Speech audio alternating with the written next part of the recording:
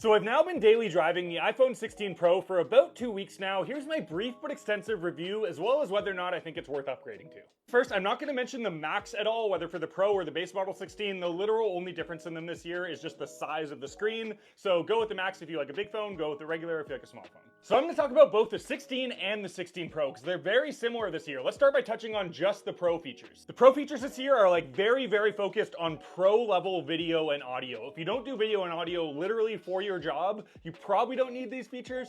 The audio mix feature to help you isolate audio better with the extra microphones is really nice, but again, very pro-focused feature. The advanced editing styles is again very pro-focused. Then the macro telephoto lens does work really well, but the existing cameras on the 16 are still best in class. You likely won't be missing them. You'll get everything you need out of the 16. The other big difference is the USB-C port's transfer speeds. It has 3.1 transfer speeds and also can record directly to a hard drive. This again is probably only going to be relevant if you're doing this stuff professionally. The only other notable difference is the refresh rate, where the Pro models have 120 Hz refresh rate. Basically means it displays a higher FPS and the screen looks smoother. I personally don't really notice the difference whether I'm using a 60 or 120 Hz screen. Some people do. If it's something you think you care about, that might be a reason to upgrade to the Pro. So those are the Pro features. Again, they are really good. I've been using a lot of them as a content creator, but the reality is they are truly Pro level features that the regular person probably won't get much out of. And the alternatives on the 16, again, the cameras, the microphones, that's still all really good. The Pro just takes it up one step further. Now let's talk about the features on the base model 16, and all these features also apply to the Pro. First off, the base screen sizes are a little bit larger, and while it is a really subtle difference, you do really notice it, so you are getting more screen.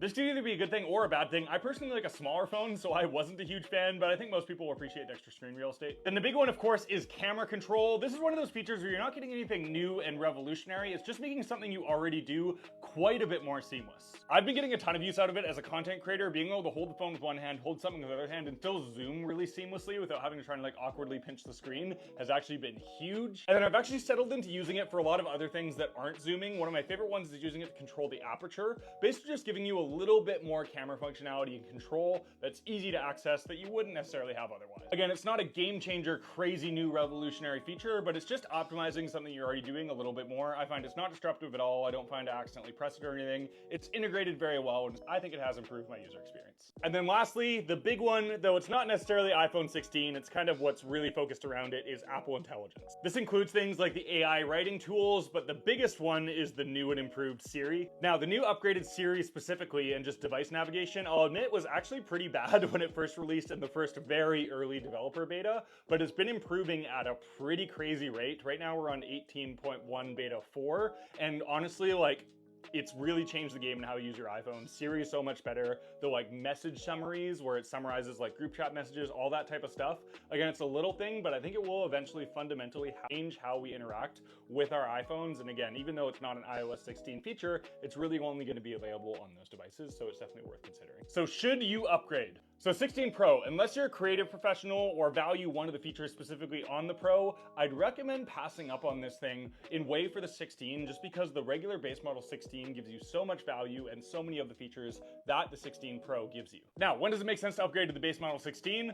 Long story short, if you have the 15 Pro or lower, I think it might make sense. The main reason there is you're getting a whole bunch of new features, including the camera button, including the action button, and more importantly, Apple Intelligence. Again, I can't emphasize enough how much I think it's going to change the way we interact with our iPhones. It's also just going to be in your face a lot because your friends are going to be sending you like custom generated emojis and all this stuff that you can't do. I think the barrier to entry to Apple Intelligence is going to be a really important one to cross. So I think it's important you upgrade to the 16 if you have anything 15 or younger. Not to say you have to, the other phones are going to work totally fine, but if you want a case upgrade, I think that's a really good one. The 15 Pro is kind of in a weird spot because the 15 Pro will give you access to Apple Intelligence. It does have an action button.